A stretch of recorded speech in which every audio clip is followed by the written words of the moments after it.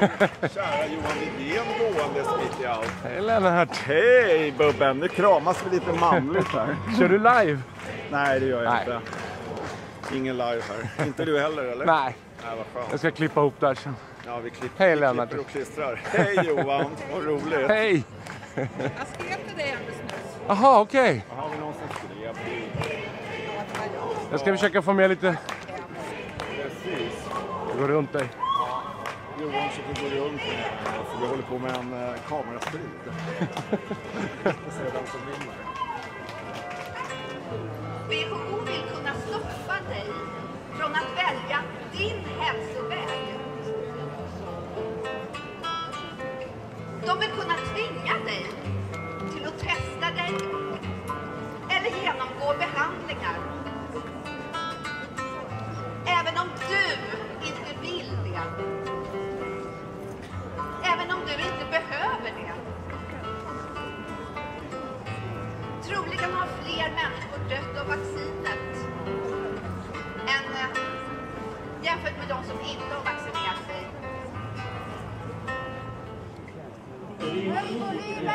WHO borde istället låta människor välja själva vad de ska äta. WHO och FN stöder inte ett regenerativt Tja-la-la-la-la-la, nej till WHO. Tja-la-la-la-la, säger nej till WHO. Kom med exit WHO. Tja-la-la-la-la, exit WHO. Tja-la-la-la-la-la, exit WHO. Tja-la-la-la-la, kom med exit WHO. Vi säger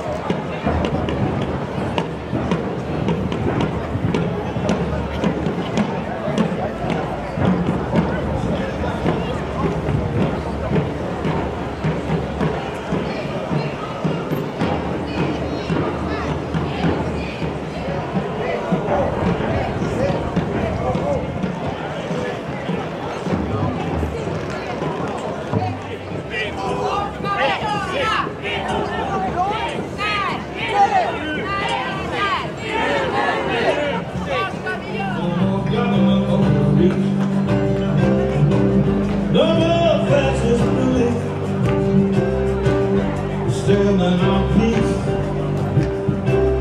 No more taking of the free for our safety. Well, it's really to enslave.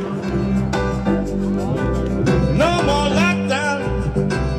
No more pulling the wool over our eyes. No more celebrities telling us. No more lockdown. Hej! Varmt välkomna! Vi kör lite prat här medan jag ser att det ramlar in fler människor. Det är väldigt kul och värmande att se er. Jag heter Sofia, jag är en av 2 konferenserare idag. Tillsammans med Andreas Sikvist från partiet MOT. Vilken otroligt vacker samling människor vi är idag. Ser många fina renässansmänniskor, frihetskämpar, demokratiälskare. Jag ska ha en liten vädjan till massmedia. Hoppas att idag att ni klarar att lyssna på vårt budskap med öppet hjärta och öppet sinne. Det här är något som angår oss alla. Vi är bekymrade medborgare. Vi är här med en genuin önskan att skapa en bättre värld. Tack för att ni bidrar till att sprida vårt budskap.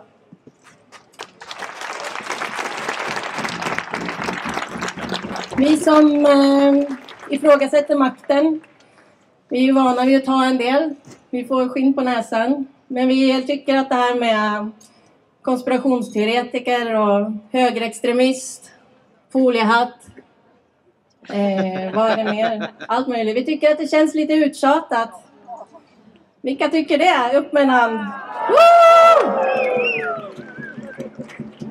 Vi föreslår att ni istället använder orden frihetskämpe, Ja. demokratiaktivist, Sanning och frihetskämpe. frihetskämpe, medmänniska, medborgare, människorättsaktivist. Tack så mycket. För vi var ju många då som var oroliga över stämningen i samhället då när de pratade om att de som då inte hade kavlat upp, de skulle inte få någon vård och man var okrambar och man var anti-vaxxer även fast man hade tagit alla barnvaccin och så vidare och inte ville ta ett mRNA-injektion som de själva, läkemedelsbranschen kallar ju det här för cellulär genterapi, såg jag på en konferens. Men det är smartare att säga vaccin antagligen. Men nej, så det var ju väldigt otrevlig stämning. Så då tog jag initiativ till att bilda ett parti. Så det var ju läkare, 2 stycken som var med. Den ena ska jag inte säga namnet på för han har inte gått ut med det. Men han är ganska känd. Och, och den andra var ju Hanna Åsberg som åkte runt i Sverige på Bota Sverige-turnén. Och informerade tillsammans med Glenn Dormer som är här om att man inte behövde ta de här sprutorna. Att det egentligen går emot hela läkaretiken att rekommendera något som man inte vet är säkert eller effektivt. Och så hade vi advokat och sen hade vi faktiskt politiker redan från början från 5 partier som hade hoppat av sina partier. Vi hade Eva Ten Johansson, har vi Eva här någonstans? Aktiv miljöpartist i 40 år som kände att nu har Miljöpartiet spårat ur. Så hon hoppade av sitt uppdrag i Borås kommun och gick med i mod från start. En applåd för Eva. Hjälte. Och sen hade vi Cecilia Strandevall, kanske några känner till. Någon som sa att hon var som en ängel som uppenbarade sig på YouTube. Hon gjorde YouTube-klipp där hon ställde kritiska frågor till Folkhälsomyndigheten. Som sågs av 160 000 personer tror jag. Innan YouTube tog bort hennes video. För man får ju inte ställa kritiska frågor då till Folkhälsomyndigheten. Nej, hon var centerpartist. Men hon vart ju utesluten då när hon började ställa kritiska frågor. Och sen kom det hem någon... Just det var en centerpartistisk riksdagsledamot som kom hem till henne och sa att Säpo har koll på dig nu, så du vet. Så då ringde jag henne. Ska inte du gå med i mod? Och det ville hon. Så hon var ju vice ordförande här första året. Och sen har vi ju Liselott som är här. Som var aktiv i Sverigedemokraterna. Och hon började du började tipsa om Robert Malone här för mig. Och det tyckte inte dina partikamrater om. Så det vart uteslutning och otrevligt. Och nu är du med i MOD istället och står upp för mänskliga rättigheter och demokrati. Jag själv har varit miljöengagerad sedan 2010 och jobbat för de globala målen en gång. Kanske inte ska säga. Men jobbade mot klimatförändringar och sånt som jag då trodde var hotet mot mänskligheten. Men som jag har kommit att omvärdera en del efter att ha läst lite andra källor och så vidare. Så jag kommer därifrån. Jag var med i Miljöpartiet också ett kort tag. Sen har vi ju Martin Löv från Vänsterpartiet. Han var ordförande i Årsta. Han kanske är här idag, jag vet inte. Nej, men han var med från start och såg till att vi kom igång bra. Som ni vill, så länge. Men nu, Kristoffer, välkommen upp och köra en låt.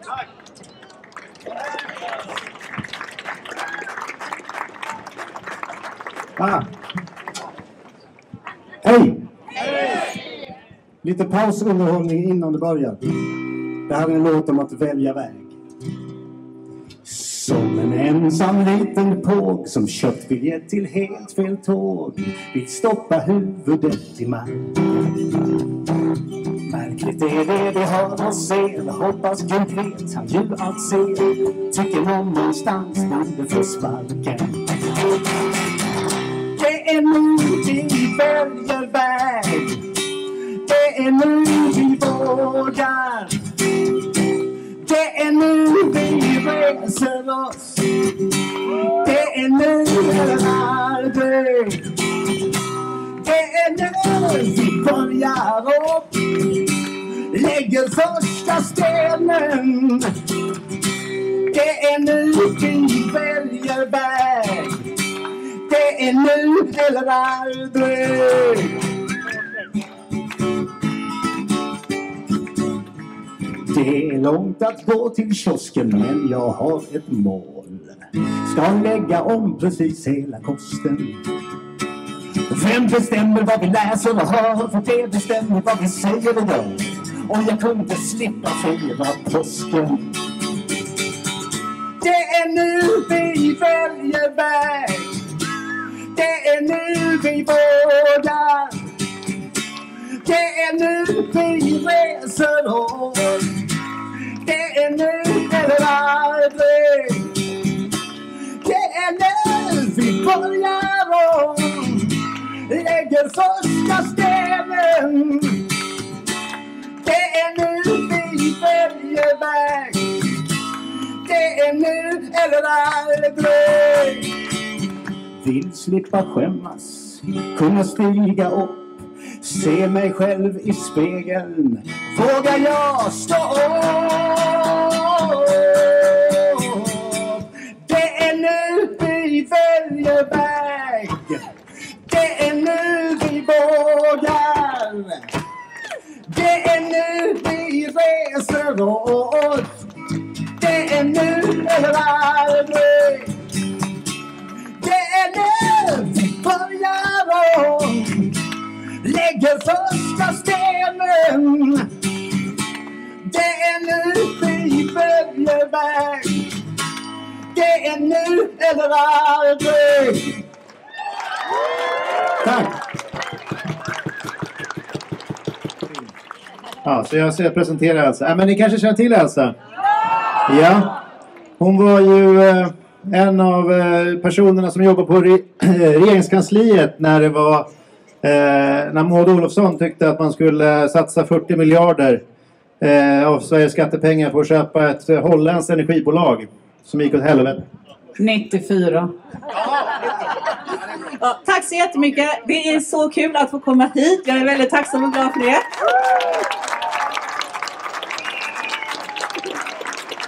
Och jag måste säga att det är rätt fantastiskt att en del saker börjar man med sent i livet. Det här är den första demonstrationen som jag någonsin är med på.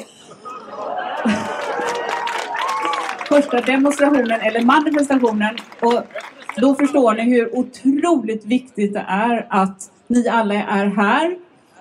Och kanske ännu viktigare att vi tillsammans kan sprida budskapet vad det här handlar om och varför vi vill att Sverige ska lämna Världshälsoorganisationen. Och jag kan säga att jag skrev i våras 3 skriftliga frågor till Jakob Forssmed, vår socialminister, där jag ifrågasatte Sveriges deltagande i WHO och vad det är som håller på att hända med de nya Pandemic Treaty och International Health Regulations. Och tyvärr så förstod jag på svaret att han har inte riktigt förstått att det här kommer att kunna bli legalt bindande, och han har inte förstått de legala konsekvenserna för våra mänskliga rättigheter, för vår demokrati och för vår ekonomi. Så att jag vill inte säga någonting dåligt om varken regeringen eller något annat parti, men jag vill verkligen uppmana media och alla politiska partier. Jag har ju, som ni kanske känner till, inget parti själv. Och jag tror att det är nu hög tid att släppa prestigen, taktiken och faktiskt sätta sig in i vad den här frågan handlar om. Och vi måste jobba över partigränserna för att rädda Sverige från det som håller på att hända. Och jag ordnade i riksdagen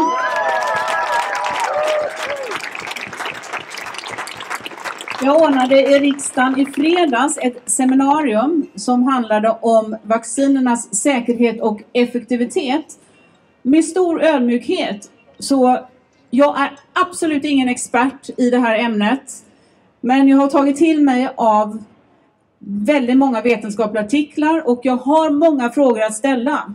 Och innan vi har fått de här frågorna besvarade, så som till exempel, varför kör man fram ett vaccin som har fler biverkningar än alla andra vacciner har haft på 32 år? Varför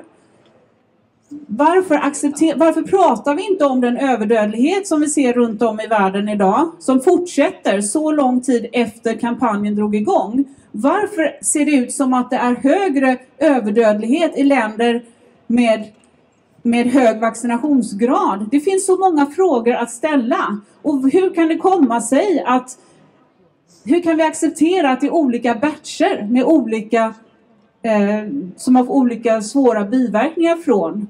Det är ju inte ens samma produkt ens i Pfizers vacciner. Och innan alla de här frågorna är besvarade så kan vi självklart inte, innan vi har gjort en ordentlig utvärdering om vaccinerna faktiskt är säkra och effektiva, så kan vi ju inte låta WHO bestämma över one size fits all, att vi alla ska in i samma folla så att säga. Jag tycker det är väldigt oansvarigt.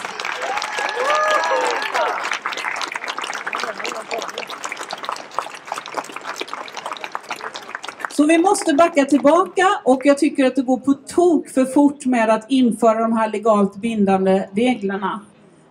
Så vi måste backa tillbaka, och vi måste få med oss media att kräva våra beslutsfattare. De måste lova oss en rad saker, att det här inte på något sätt ska bestämma över hur vi hanterar pandemier framöver. Vi kan inte låta WHO utlysa en pandemi. Vi kan inte låta WHO bestämma över när vi ska stänga ner eller vilket vaccin vi ska använda, eller över medicinska undersökningar eller över någonting annat som går emot Nürnbergkoden. Here, here!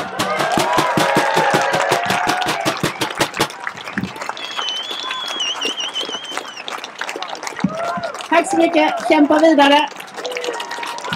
Sen vill jag bara säga en sak till. Att på det här seminariet som jag pratade om så bjöd jag in bland annat. Jag bjöd in professor Michael Palmer. Han är professor i patologi från Kanada. Jag bjöd in Pierre Corey som ska prata här senare. Jag bjöd in Sasha Lapetova. Och Pierre Corey har till exempel vittnat inför senaten ett antal gånger. Jag bjöd även in Andrew Bridgen. Och vem har jag glömt? Jo, den kanske allra viktigaste, Philippe Kruse, advokat från Schweiz, och även en italiensk advokat. Och de här presentationerna kommer att finnas tillgängliga. Jag kommer lägga ut dem på min My Newsdesk, och jag skulle uppmana alla till att försöka sprida de här presentationerna så mycket som det bara går, så att de också når våra riksdagsledamöter. Tack! Tusen tack Elsa. Vi diggar dig, det vet du säkert redan. En applåd.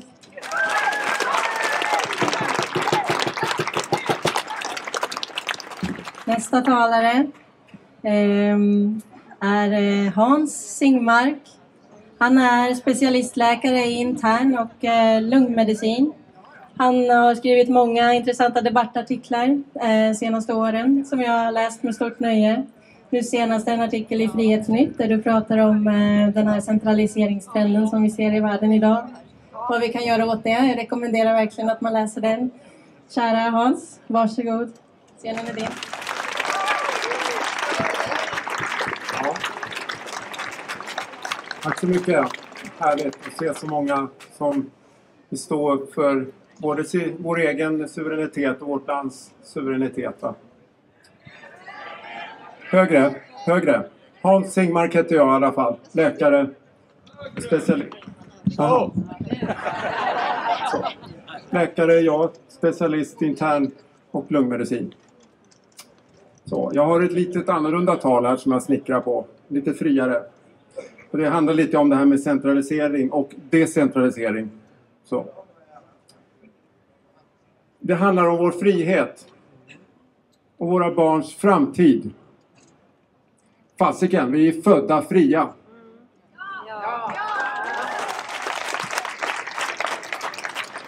Att överlämna varje individs suveränitet och egenbestämmande till WHO, en icke folkvald organisation finansierad av ekonomiska intressen som läkemedelsindustrin och multimiljardärer, är huvudlöst. Att vi har folkvalda politiker som verkar i den här riktningen är en gåta. Och då behöver vi människor sätta ner foten.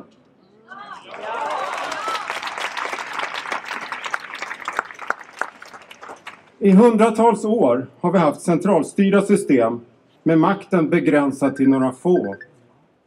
Samhällen med kungahus, bank, affär och postkontor i mitten. Smörjt och uppbackat av ett valutasystem. Ägt och styrt av dessa få. Ett känt citat av bankmannen och majoren Marshall Rothschild från 1700-talets slut beskriver systemets ägare. Tillåt mig att utfärda och kontrollera en nations pengar och jag bryr mig inte om vem som stiftar dess lagar. Låt det få sjunka in. Tillåt mig att utfärda och kontrollera en nations pengar och jag bryr mig inte om vem som stiftar dess lagar.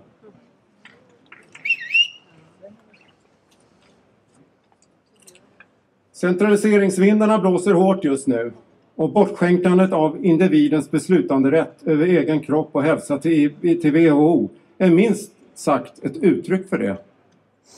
I horisonten håller en världsregering på att torna upp sig. Systemet har blivit korrupt och människor på maktens positioner verkar för egen vinning istället för andras. Och belöningen, då scenens rampljus slocknat, är toppjobb inom FN och bank. Eller Tony Blairs tankesmedja Change the World.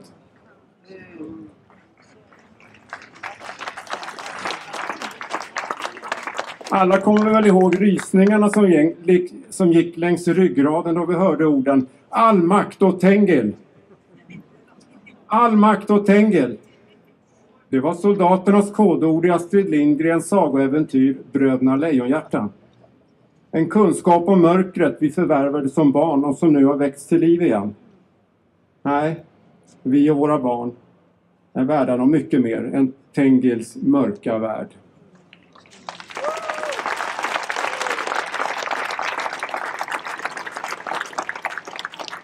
Så vad är lösningen? Jo, det är den uppvaknande människan som både i tanke och handling lämnar systemet. Ägarna av det nuvarande systemet vill ha arbetare och soldater och inga tänkare. Så bli en tänkande och reflekterande individ och haka på den decentraliseringstrend som pågår världen över. Se igenom den massmediala propagandamaskinens basunerande av de styrandes beslut och åsikter. Stäng av den hypnotiserande tv-programmeringen och lyssna istället till fler och andra källor för information fria från censur.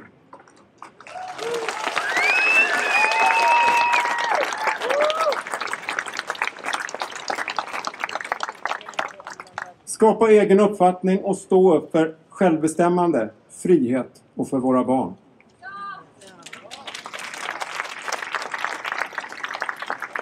Vänd ryggen åt den digitala bur som nu håller på att målas upp med ytterligare ett centralstyrt valutasystem med digital centralbanksvaluta, digitalt ID, chip och poäng i ordning och uppförande. Va?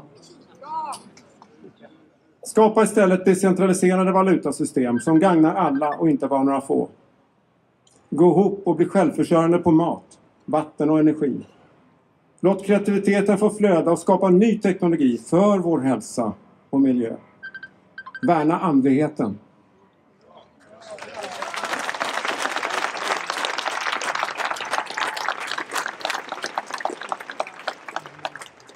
Knyt kontakter med likasinnade och bygg nätverk. Tänk samhällen med fri energi och fri kommunikation.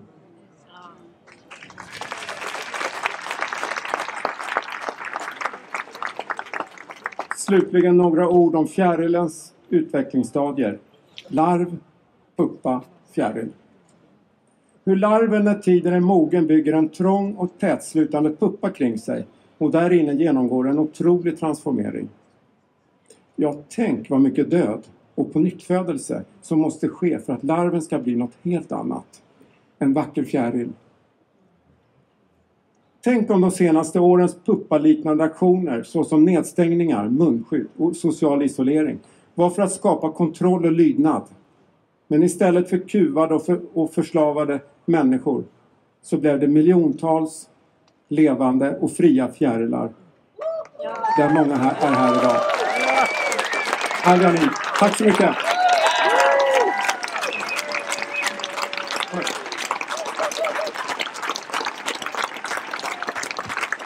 Tack så jättemycket, Hans. Nästa talare är från USA. Hon heter Meryl Nass. Och hon är en av de tyngsta, som jag har förstått det, på Svenneman.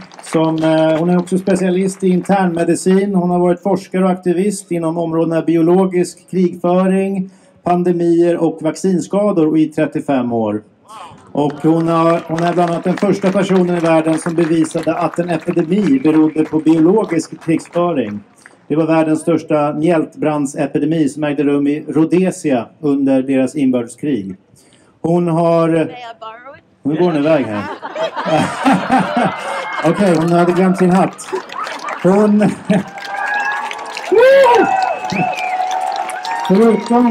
Förutom att vara en väldigt framgångsrik foliehatt så har hon också vittnat 6 gånger inför den amerikanska kongressen. Hon har varit rådgivare åt Världsbanken och den nationella underrättelsetjänsten i USA samt det kubanska hälsoministeriet. Under de senaste 3,5 åren så har hon dissekerat allt som har med covid att göra och under de senaste 2 åren så har hon beskrivit det hon kallar för globalisternas mjuka kupp. Välkommen upp, eller välkommen till scenen, Meryl.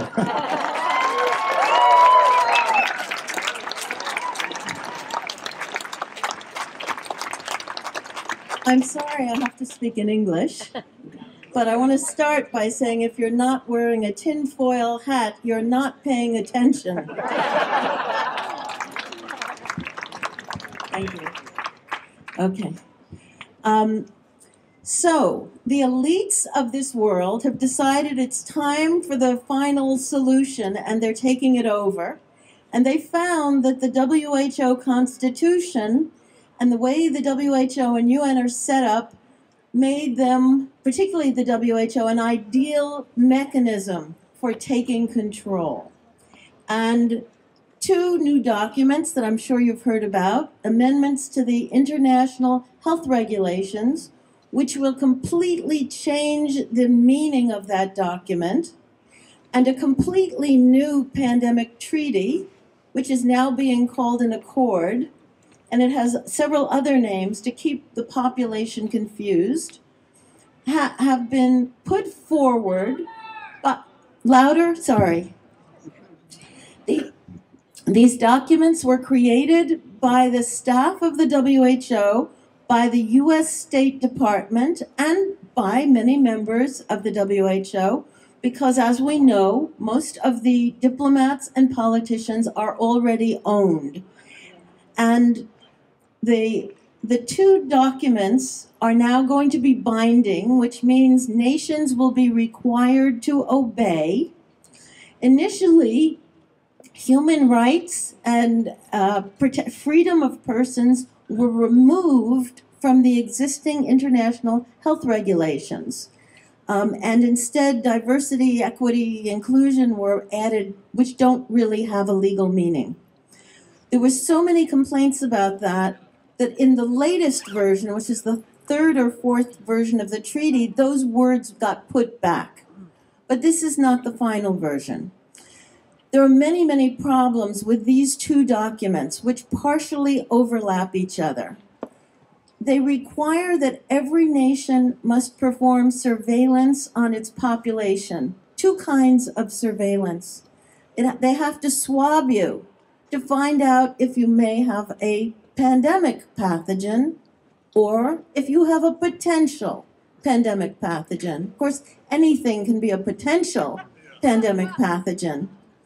And the Director General in the drafts that are available now, but they're not going to be the final draft, but the existing drafts, which is all we can read, say that the Director General can declare an emergency if he finds even a potential pandemic pathogen. And under those conditions, he or she can tell us what drugs we're allowed to have and what drugs we will not be allowed to have. Your nation must also swab animals, wastewater, and the environment, constantly looking for these things.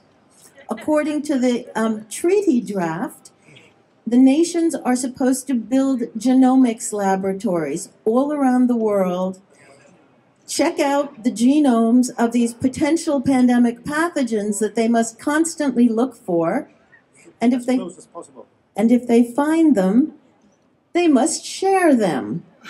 Okay, so a potential pandemic pathogen or a pandemic pathogen found in the environment could be a biological warfare agent. That's another word for it.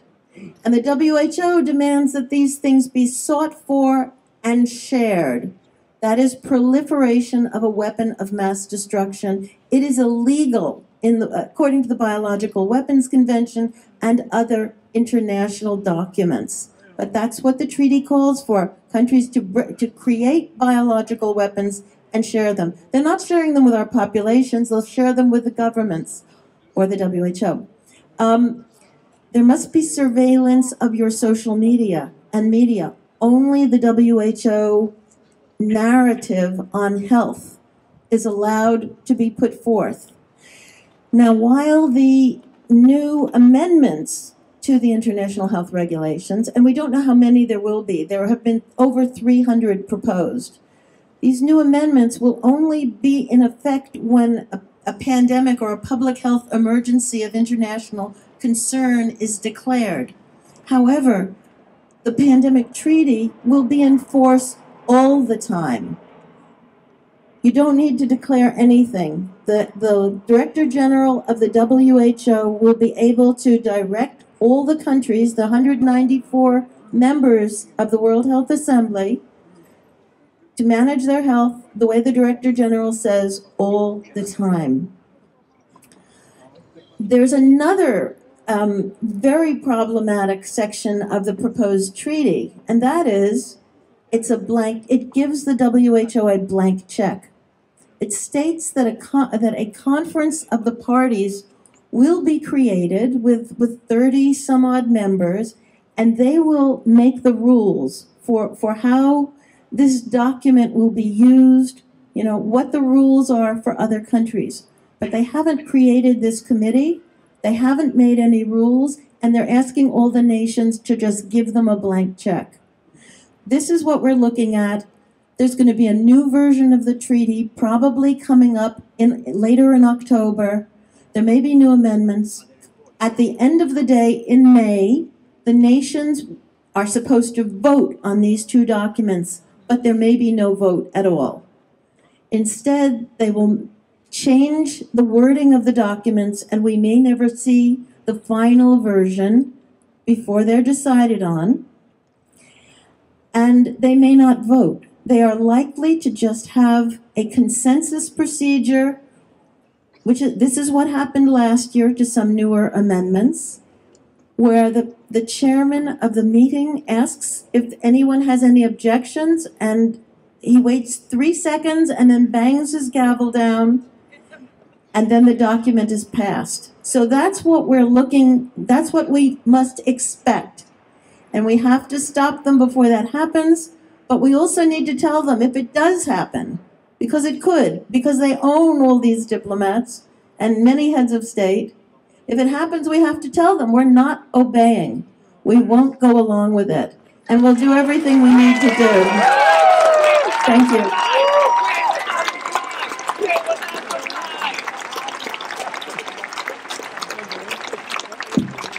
Dear Maria, thank you so much. That was very informative. Thank you. Thank you for coming here. Wow, there's such a lineup today. I'm going to speak in English. Our next speaker has also come a very long way to be here with us today in Stockholm. I would like to introduce Mr. Pierre Corey. He's a pulmonary and critical care specialist, and you're the President and Chief Medical Officer of the Frontline COVID-19 Critical Care Alliance, FLCCC. And Pierre, you have a really impressive CV. I read about you yesterday. You've contributed to several books and publications and articles. You've been really active the past years in podcasts, been out there informing people. You've written also recently a book, and I think it was released this summer. Is that true? Yeah. And it's called The War on Ivermectin, the medicine that saved millions and could have ended the pandemic. And you co-wrote that with Jenna McCarthy and with a foreword of Del Bigtree. Really impressive. So everyone recommend this book. And please, Pierre, I'm going to stop talking. Welcome, the stage is yours. Hi, good afternoon. I just want to say I'm happy to be here. I'm happy to be anywhere and to be able to speak truth. You know, that is one of, thank you. You know, I don't really know what I want to say, so I figured I'll just tell my story very briefly. You know, prior to COVID, I was really dedicated to medical education. I taught medical students and residents and fellows. I ran training programs. I published, I lectured widely. I was already widely lecturing on a subspecialty field, and I really enjoyed teaching. And you know, the things that I would learn that I found that would help patients, that I could treat patients, especially the dying patients, because I was an ICU doctor, I thought it really important that I share it and teach. And so I was really proud of my career as a medical educator. And, you know, what happened in COVID is I began to be expert on various facets of COVID, really studying therapeutics on how to treat this disease. And I have to tell you that many of us around the world discovered very early that this is a highly treatable disease. And the problem is we kind of figured out COVID early on, but what I've learned since then is really about the world at large and society. And I have to tell you, I was paying attention to the world somewhat. I was living in ICUs over the last 2 decades. And when I came out, and I came out into the world trying to share my medical knowledge, what I discovered is that nothing made sense. The world has gone mad, absolutely mad, and I couldn't figure out why. And well, I would also say as the core of what I do for a living is I'm a diagnostician. You don't know how to heal anything unless you know what's wrong. And I couldn't figure out what was wrong. And I came to the realization that we now live in a world with massive consolidated propaganda and censorship. And it has really estranged me from most of what I trusted in society. I used to believe in government. I used to believe in public health agencies. I particularly used to believe in medical journals. I was a little skeptical of media, but not nearly skeptical enough. And that's where I started. And after becoming expert and discovering truths about many facets of COVID, I discovered that I was living in a world of liars. Everywhere was raining down on me lies.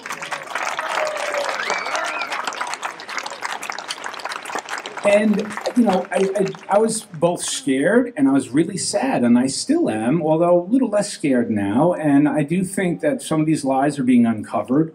I do feel responsible to continue to come out and call out these lies. But to discover, you know, to wake up every day over these last 3 years and see newspapers around the world just harping in synchrony about lies and lies and lies. And I'll just talk briefly about ivermectin, because that's really what kind of transformed me and kind of gave me an insight into the world that I wouldn't have had, is that I knew truths, and I knew none of them were being propagated in media, in medical journals, out of the mouths of very respected agency officials, and it happened in every country in lockstep.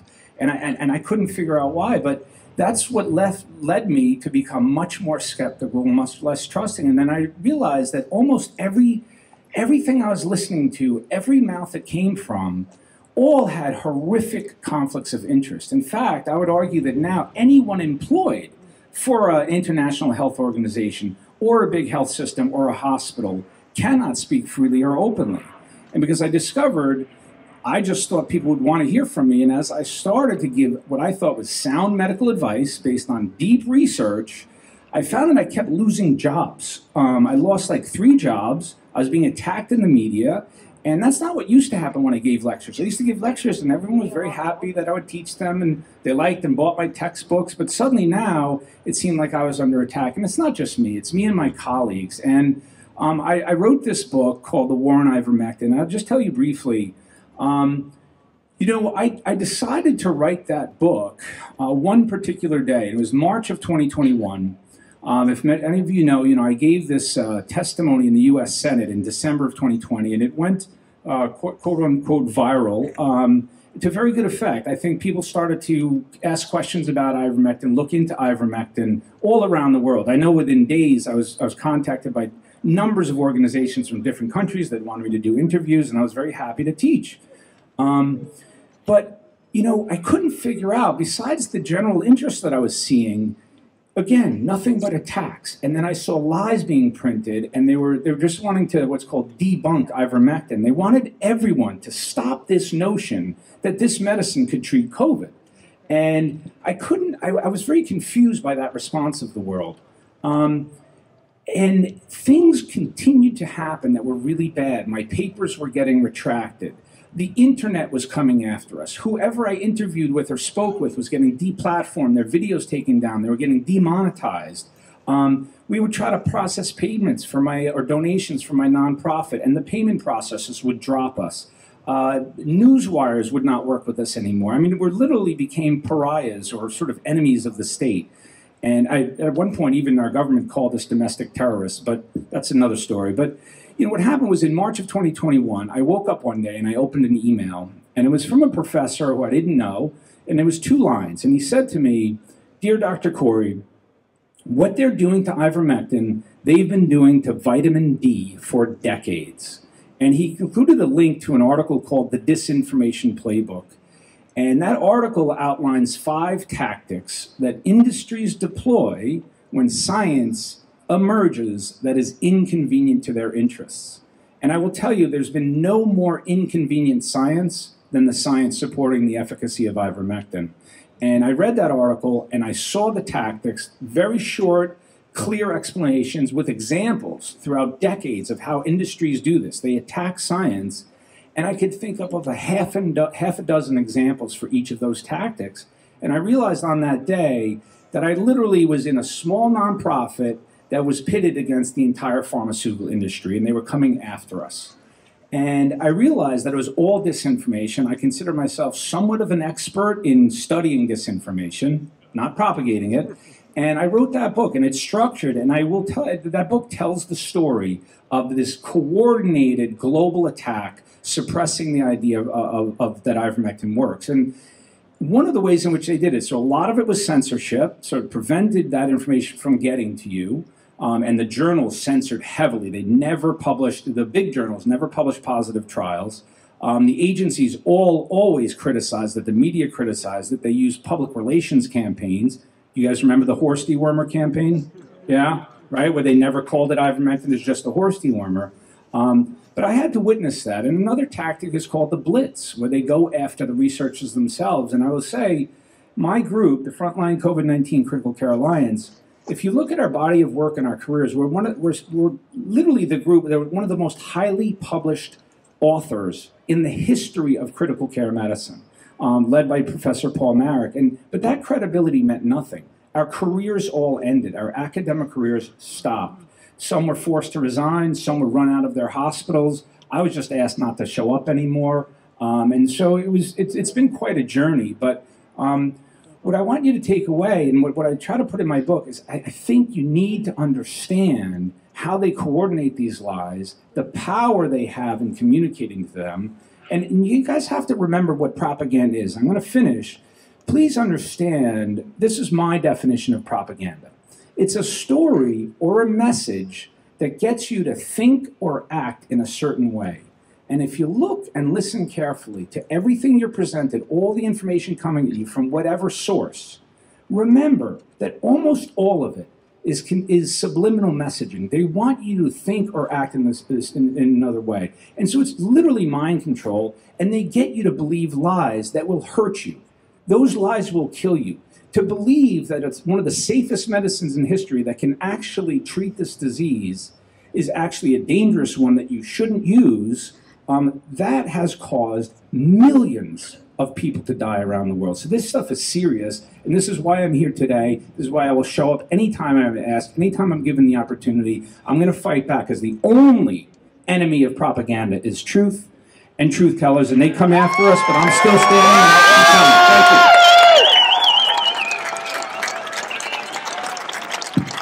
Thank you, Pierre.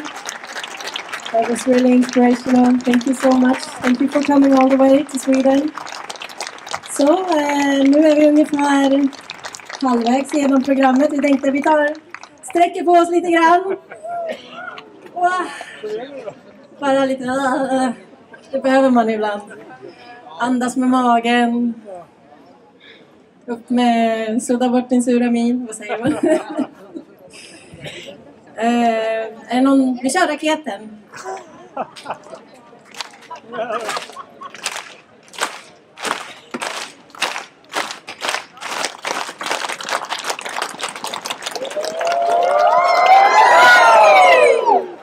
Bra, tack så mycket. Nu känner jag för att ge någon en kram.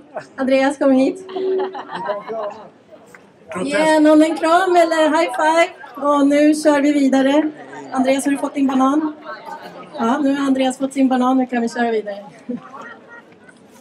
Ja, nu har vi Michelle Wilcox som kommer komma upp här alldeles strax. Hon är sjuksköterska från sjuksköterskeuppropet, som ni kanske känner igen. Det är alltså 500 sjuksköterskor som har gått ihop på initiativ av Lotta, Harming och andra för att stå upp för vetenskap och mänskliga rättigheter bland annat. Och Michelle har arbetat inom slutenvård, på akuten, vårdcentral och hos en specialistläkare i internmedicin. Och nu är hon hälsocoach och sjuksköterska inom funktionsmedicin. Och jag lämnar över ordet till dig här, tror jag. Så får du berätta varför du är engagerad. Hej. I'm going to do this in Swedish. Jag heter Michelle Wilcox. Jag är en helt vanlig sjuksköterska. Idag representerar jag sjuksköterskeuppropet. Vi är ungefär 570 legitimerade sjuksköterskor från Sverige, jag kommer närmare, och även några från våra nordiska grannländer. Sjuksköterskeuppropet startades av Lotta Harming i januari 2022. Vi var många sjuksköterskor som var frustrerade sedan länge. Covid-pandemin hade gjort allting komplicerat. Helt plötsligt gick det inte att ifrågasätta eller diskutera saker med vårdkollegorna. Allt blev känslor och anklagelser. Det gjordes skillnad på vaccinerade och ovaccinerade. Vi såg hur många människor blev illa behandlade baserat på deras privata medicinska val. Vi i sjuksköterskeuppropet ansåg att hanteringen av pandemin bröt mot ICNs etiska kod för sjuksköterskor. Men dagens manifestation handlar om WHO.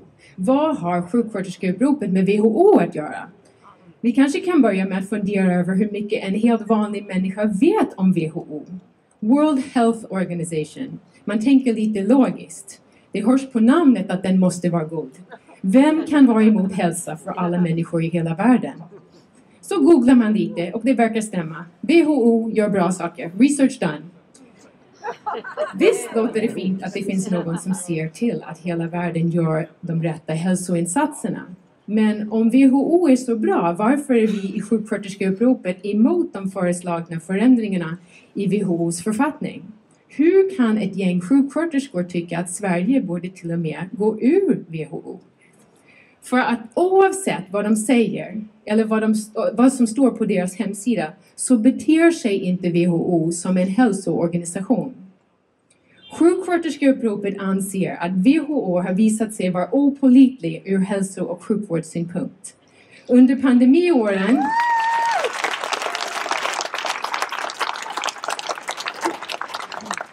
pandemiåren gick många av WHOs råd och rekommendationer emot vetenskap och beprövad erfarenhet.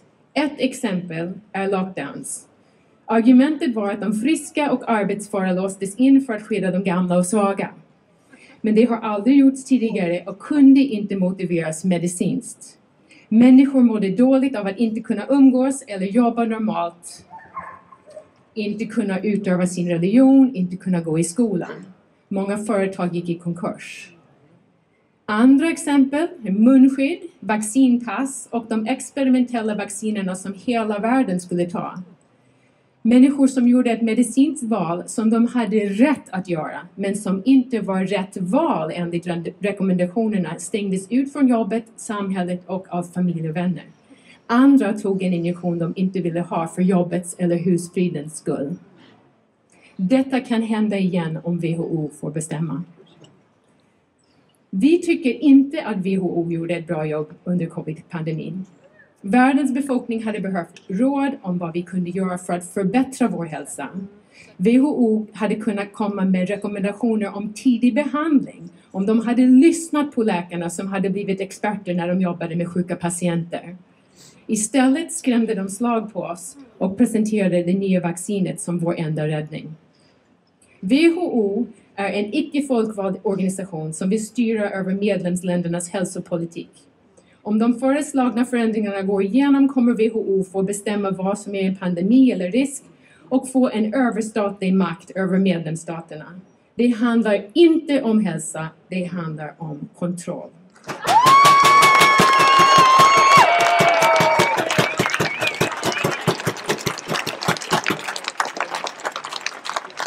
Sjuksköterskeuppropet står för en hälso- och sjukvård som är professionell, medmänsklig och personlig. En etisk hörnsten för sjuksköterskor är att varje person får bestämma över sin egen kropp. Och de ska få information för att kunna göra ett informerat beslut som berör den egna kroppen. Som jag sa i början finns det en internationell etisk kod för sjuksköterskor. Ingenstans i den koden står det att sjuksköterskor ska vara tysta och göra som myndigheterna eller chefen säger.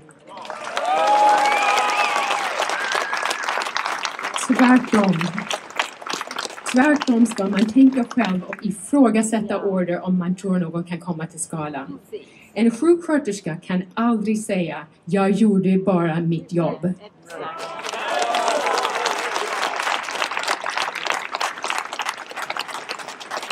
Även om det är viktigt att se saker på populationsnivå får man aldrig tappa bort individen. Det vi har lärt oss de senaste åren det är att myndigheterna kan använda det de kallar för globala hälsorisker för att ta ifrån oss våra mänskliga friheter och rättigheter och radera individperspektivet som är grunden för all vård. Vi som bor i demokratier har blivit lata. Vi är underinformerade, ointresserade av politik och vi engagerar oss inte då vi tror att de tar hand om oss och vår demokrati. Vi tror aldrig att någon skulle kunna ta ifrån oss våra rättigheter. Detta är Sverige. Men nu måste vi faktiskt jobba för det vi tror på.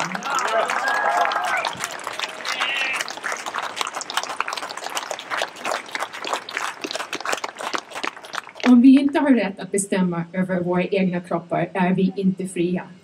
Suveränitet är viktigt på alla nivåer. Sverige ska bestämma över Sverige och medborgarna över den egna kroppen. Ja.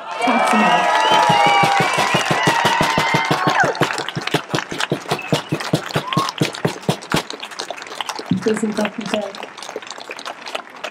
The next person on the stage, please welcome Mr. Andrew Britton. You've come from Britain. You're a British member of Parliament, one of the only ones who have spoken out against the narrative the last years. And for that you were expelled from your party. Not good. You were told, I listened to your great, speech at the Parliament here in Sweden on Friday. It was really good. You said there that you were told there was no political appetite for what you had to say. But I can assure you, Andrew, here today in Stockholm, there is really a political appetite for your message. Please welcome.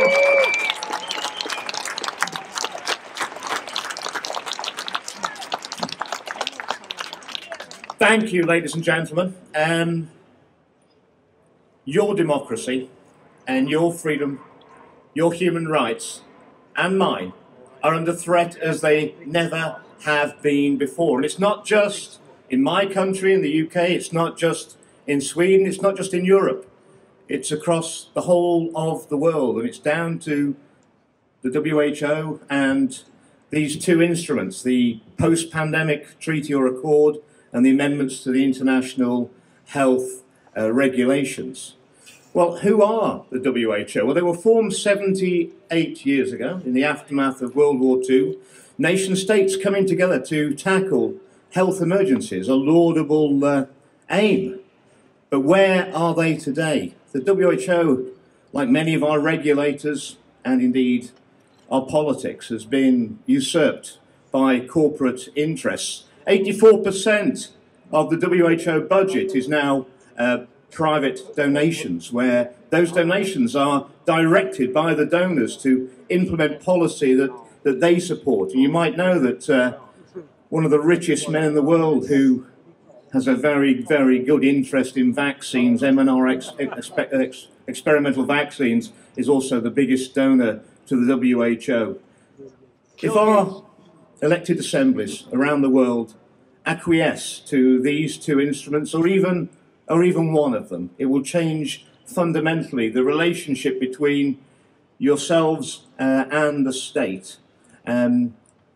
Sweden, you know, the WHO's advice, it was only advisory during the COVID-19 pandemic. They didn't cover themselves with glory.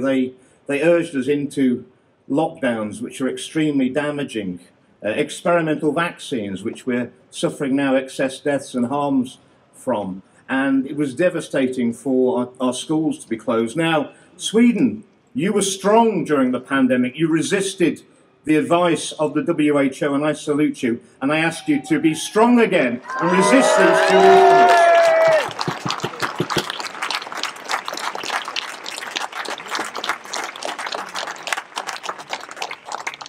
The Director General of the WHO, he seeks to take the powers to call a public health emergency of international concern for a potential human pathogen anywhere in the world, an animal pathogen anywhere in the world, or because of the environment or the climate, loss of biodiversity. He judges that there's too much carbon dioxide. He can call these emergencies and take absolute power over our democracies, cancelling basically our parliaments. And he not only has the power of when to call these emergencies, and he's shortened the time. Every nation state will only have 72 hours to report the detection of a risk. So there'll be lots of false alarms. But more importantly, he has the ability to decide when the emergency is over. And I think it'll be a very long time before effectively an unelected world government gives powers back to our independent democracies. The WHO is unelected. It's unaccountable to anyone. It doesn't pay tax anywhere in the world. And they have diplomatic immunity for themselves and their families. Put them in charge of all of our countries. What could possibly go wrong?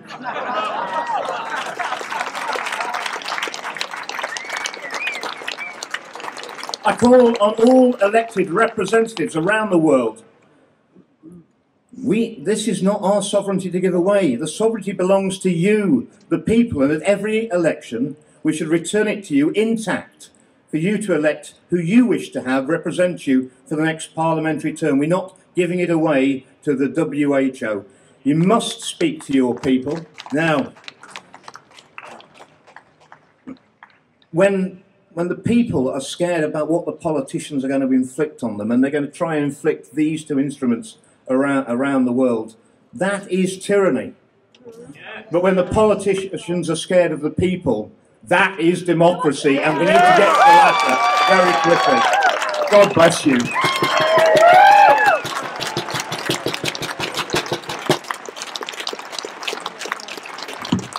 Thank you very much, Andrew Bridgen. Ett föredöme för alla politiker runt om i hela världen. Och vår nästa talare, det är ju en kvinna som jag blev glad och imponerad av när jag såg henne på Läkaruppropets konferens i januari. För hon lyckades sätta ihop alla de här pusselbitarna. Jag hade liksom aldrig förstått varför gör de det här och hur har det liksom gått till rent praktiskt att man liksom trycker ut det här som man kallar mRNA-vaccin till hela världen för att människor blir skadade. Det är jättekonstigt. Men Sasha Latipova, hon är pensionerad eller för detta forskningsledare inom läkemedelsindustrin, och hon har 25 års erfarenhet av att genomföra kliniska prövningar för bland annat 60-tal läkemedelsföretag inklusive Pfizer, Johnson & Johnson, AstraZeneca och många andra. Och hennes expertområde det var inom utvärdering av hjärt- och kärlsäkerhet över alla terapeutiska områden för läkemedelsutveckling. Och hon blev ju misstänksam när hon hörde att hennes tidigare kollegor stod och ljög om att ivermectin till exempel och hydroklorokin var osäkra läkemedel. Så därför började hon studera det här närmare, och nu ska vi få höra hennes slutsatser om vad hon kom fram till att hur det här kunde gå till rent praktiskt. Så välkommen upp, Sasha Latipova.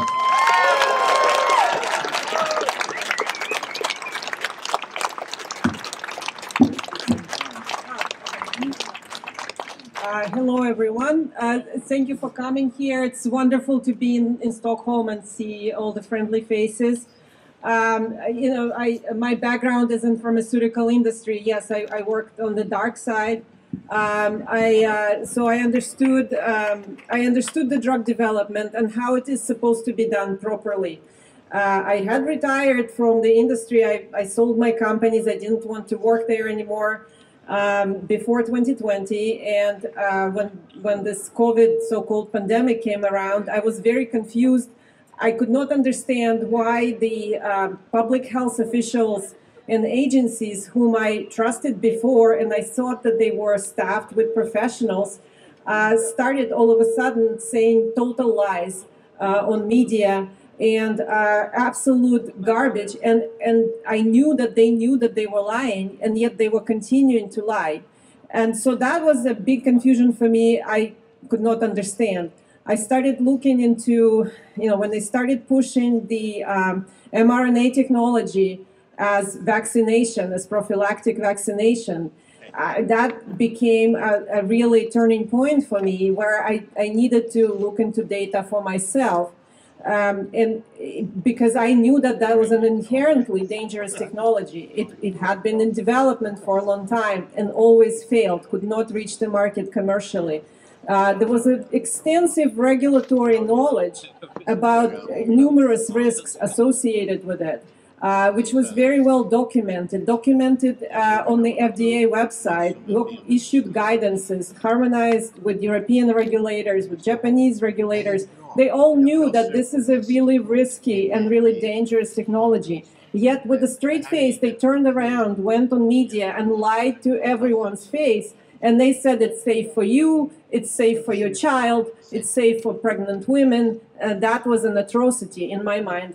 I started looking into public safety data vaccine adverse events reporting system, and that was my first look into it, and I became shocked, and I realized that these products were not even manufactured to any standard that exists for a pharmaceutical product or medical product. Myself and a few colleagues developed a website. Maybe some of you are familiar with it. It's called How Bad Is Your Batch? Where people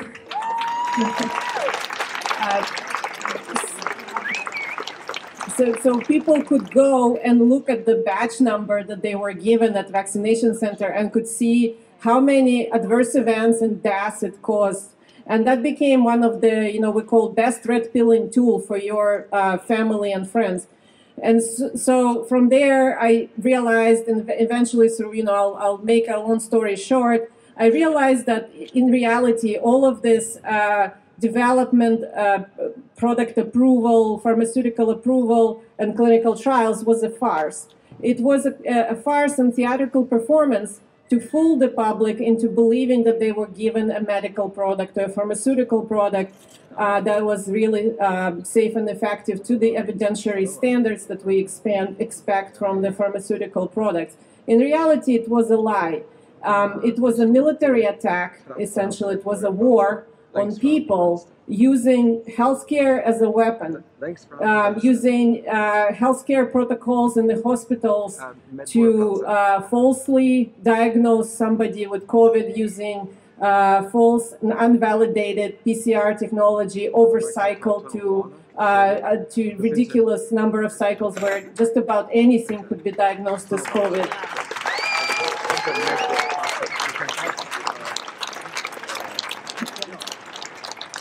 And then the same false technology was used to lock down people, deprive them of earning a living, deprive school children from education. In some places in the U.S., the schools were closed for 2 years.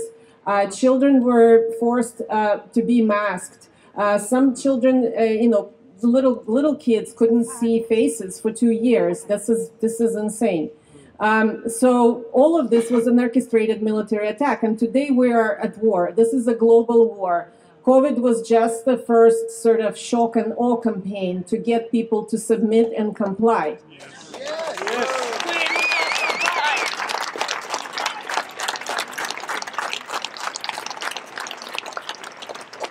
And as my colleagues have been saying here, what they have done based on purely recommendations, now they want to enshrine into international law.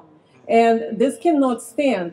We need to realize that actually, we've tried, my colleagues and I tried going into US Congress and state legislation places and file cases and try to fight in court. I'm sure many of you have done so too. You're realizing how everybody's bought. WHO has tentacles everywhere. They're all paid off. And it seems like it's, some insurmountable obstacle. That's not true. Power belongs with us. We need to realize nobody's coming to save us.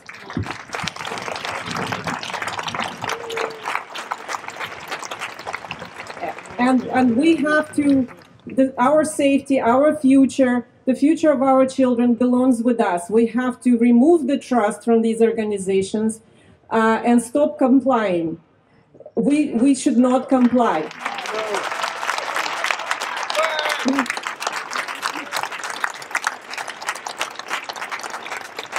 And I thank you for your support and thank you for friendly faces and being welcoming here.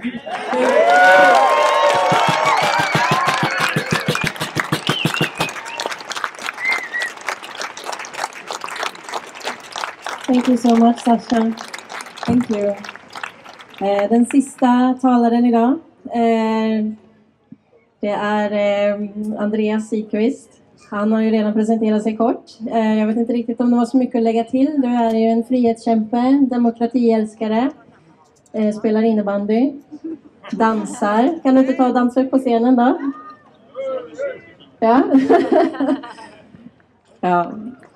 Vi kommer som sagt från partiet MOT, tvärpolitiskt parti, försöker med kärlek och medmänsklighet, förena människor, motbygga polarisering och sträcka ut en hand till våra medmänniskor.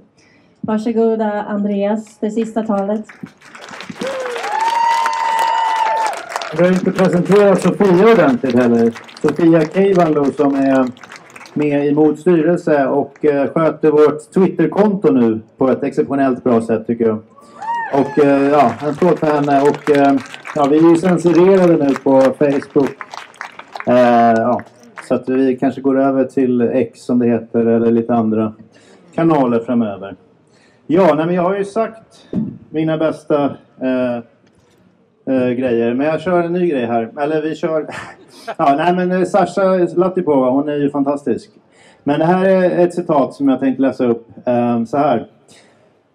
Demokratin är fast förankrad här i landet. Vi respekterar de grundläggande fri- och rättigheterna. Ja, ni känner igen kanske min imitation där av... Det var Sveriges dåvarande chef var han då för kommunikationsdepartementet. Och så var han också statsråd. Han hette Olof Palme. Han höll det här talet i radion i december 1965. Och tyvärr så kan jag som partiledare för MOD inte säga samma sak så här drygt 60 år senare. Tyvärr så är ju de grundläggande mänskliga fri- och rättigheterna akut hotade idag som vi har hört. Det är ett krig som pågår för att tysta oss som gör motstånd. Och det är också därför jag står här idag. Det var alltså i december 2021 när samtliga riksdagspartier i Sverige mer eller mindre helhjärtat stod bakom de omänskliga och ovetenskapliga restriktioner som infördes under den av WHO utlysta pandemin. Det var då som jag tillsammans, som jag berättade tidigare, med läkare, advokat och avhoppade politiker från 5 partier startade det tvärpolitiska partiet MOD som står för mänskliga rättigheter och demokrati. Och vi enades alltså från höger till vänster för att stå upp för de här värdena och yttrandefrihet också. Och sen så har vi också enats sedan dess om att vi tror mer på fredliga lösningar än krig. Det är ju så att vi är det enda partiet nu som driver att vi ska skicka fredsmäklare till Ukraina istället för att skicka bomber. Det är ju helt absurt för mig som gammal miljö- och vänsteraktivist att vänstern och Miljöpartiet nu står bakom att vi med våld och krig och ett eskalerande tredje världskrig ska lösa världens konflikter. Helt absurt. Så därför är jag glad att vi har MOD nu som är enade om att vi tror på fredliga lösningar. Och vi bildade partiet på årets mörkaste dag, symboliskt, den 21 december 2021. Och det här var ju då alltså ett par veckor efter att Magdalena Andersson i sitt, vad ska man kalla det, ökända presskonferens hade utnämnt 1,5 miljon människor till okranbara. Hon stod på presskonferensen och sa då lagom inför julen att absolut, jag har inte övat på här med henne, absolut ska man inte krama någon som du absolut inte vet är ovaccinerad. Och det här var ju helt absurt tyckte jag, att hon som statsminister kunde säga det här. Och jag undrade spontant först så här, varför avsattes hon inte direkt? Eller ifrågasattes åtminstone efter det här hårresande och farliga uttalande som det var. Jag spelade en låt tidigare av Piribauer som är från Österrike från början. Och han, det här skrev han ju till mig, att hans jul där han skulle fira jul, han var inte välkommen längre. Han hade firat jul där i 20 år tror jag. Så att han skrev till dem att jag vill inte träffa henne mer i alla fall. Nej, men så att hon lyckades ju med den här uttalandet splittra människor i hela Sverige. Och att som Sveriges statsminister säga en sån sak tycker jag borde gjort att hon förlorade allt mandat och förtroende för all framtid. Och jag hoppas att han kommer göra också när de historieböckerna skrivs. Men det fick mig i alla fall att inse att att vi var tvungna att agera. Vi som hade sett igenom de här lögnerna och inte låtit skrämmas av den här rädslopandemin som man hade skapat med hjälp av myndigheter, medier och dagliga skräckkonferenser. Så då bildade vi alltså mod, och på 9 månader så blev vi ett av de snabbast växande partierna utanför riksdagen. Och vi är flera gånger större än FI och strax efter Piratpartiet. Och som jag sa tidigare så är vårt mål nu att bli större än Liberalerna. De har 10 000 medlemmar. Vi har 14 000 medlemmar just nu. Men vi har ju också nyhetsbrev nu med 25 000 medlemmar. Så vi har goda förhoppningar om att efter den här manifestationen, alla som känner att mänskliga rättigheter, demokrati, yttrandefrihet och fred är ju ganska fräscha grejer att stå upp för. Och så betalar man 200 kronor per år. Eller 50 kronor i månaden om man vill stödja oss extra mycket så att vi kan fortsätta stå upp för de här sakerna. Då kommer vi bli större än Liberalerna, kanske redan inom en månad. Och blir kanske 2/3 av alla som har vårt nyhetsbrev här nu skriver upp sig och blir medlemmar på partietmod.se. Då kommer vi bli större än Miljöpartiet också. De har ju 14 000 medlemmar bara. Och då så kommer det bli lättare, tror jag, för oss att få in våra debattartiklar och kunna delta i det politiska samtalet, eftersom vi då kommer vara 5:e eller 6:e största parti. Ja. Här har jag gjort mer reklam för mord. Jag har gjort så mycket när det räcker. Okej, WHO, just det. Ja, WHO har ju visat, vi står ju för exit WHO nu på grund av pandemifördraget som man håller på och ska ta fram. Ett nytt pandemiavtal kallar man det, man byter namn lite då och då. Men det handlar ju om att länderna vid en av WHO utlyst pandemi ska underkasta sig bindande diktat från Tedros Ghebreyesus, som för övrigt är anklagad för folkmord av en amerikansk för detta Nobelpristagare. I alla fall när han, som också sitter i Bill och Melinda Gates styrelse förresten, Foundation, när han då säger, kanske på uppdrag av Bill Gates, vad vet jag, att nu är det pandemi, då så ska alla länder underkasta sig de här diktaten.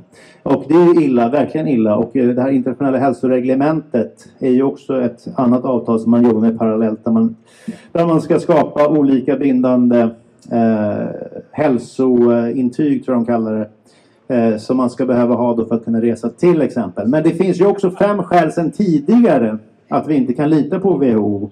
Vi kan ju bara ta dem så att fräscha upp minnet på folk. De flesta kanske känner till narkolepsiskandalen.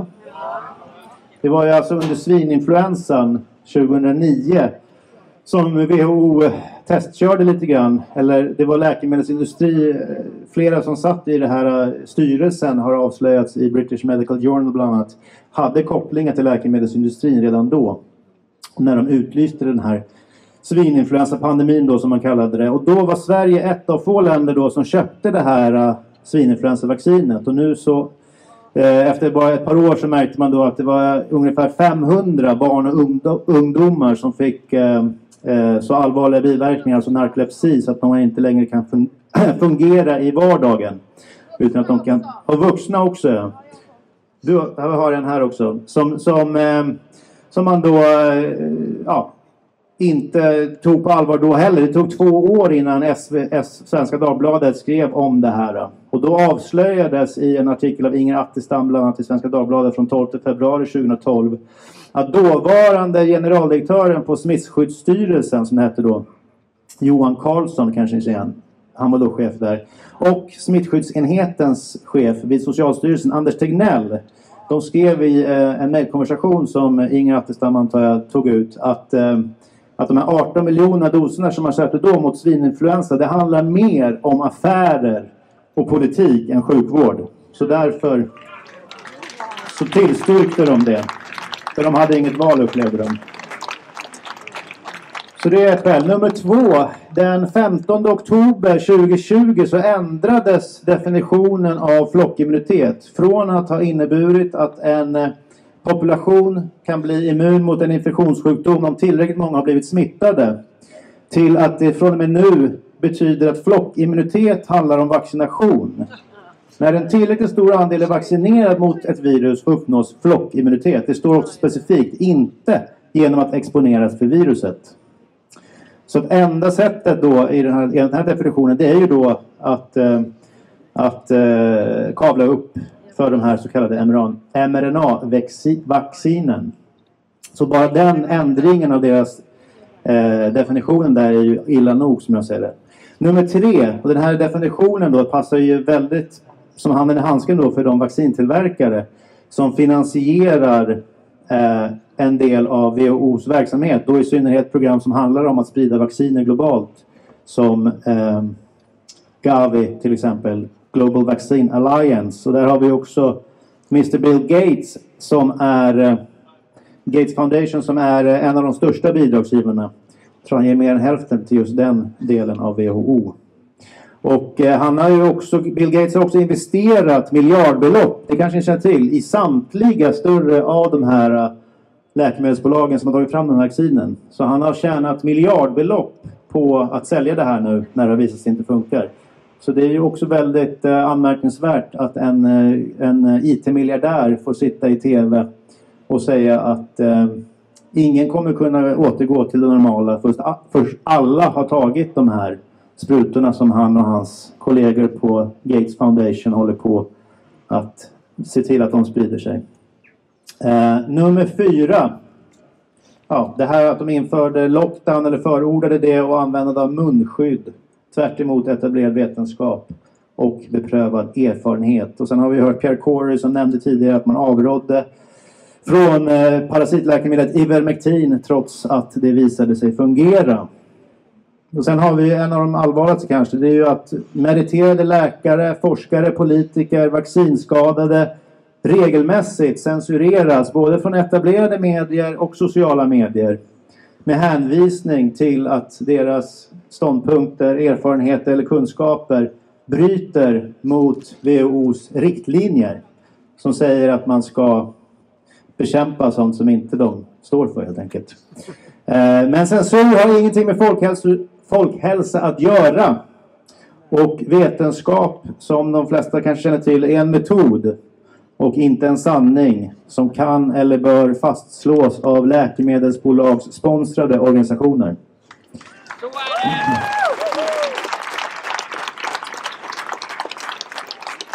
Och en sista anledning att lämna WHO, förutom de här nya förändringarna av internationella hälsoreglementet och pandemiavtalet, det är att WHO nu, det här hänger för sig ihop med det, WHO skryter ju nu, skulle jag säga, med tillsammans med den odemokratiskt valda EU-kommissionen, att de har tagit fram ett ramverk nu för ett globalt system. Det de tidigare kallade, eller vi kallade för vaccinpass, men som på deras orwellska nyspråk nu kallas för digitala hälsointyg.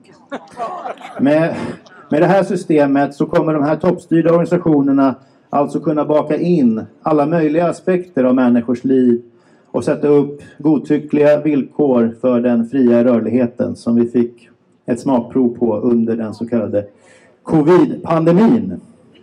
Men det finns ju hopp också. I mod så står vi upp fortfarande för de grundläggande mänskliga fri- och rättigheterna, demokrati och yttrandefrihet och för Sveriges suveränitet mot de här krafterna som nu försöker skaffa sig total kontroll över våra liv, våra kroppar, vår hälsa och vår möjlighet att röra oss fritt och uttrycka våra åsikter utan att bli censurerade. Så tack så jättemycket alla som har kommit hit idag för att stå upp för de här värdena för oss. Och tack till alla modiga talare på scenen som har rest långt från hela flera delar av världen. Att stå upp för Sveriges suveränitet tillsammans med oss. Vi tänkte ta en gruppbild, men det ska vi då säga. och sen ska vi avsluta med en låt så att vi kan... nu kan man ta en liten bild här och... alla talare, please speakers, come to the stairs and we will have some selfies. Eller group pictures. Thank you so much. We have a little symbolic gift for everyone who had a speech today. It's a whistle. It's because you've been so brave, whistleblowers, standing up for the truth, standing up for freedom of speech and human rights. And we hope that this little symbolic gift will help you to keep on going and give you strength. And it also has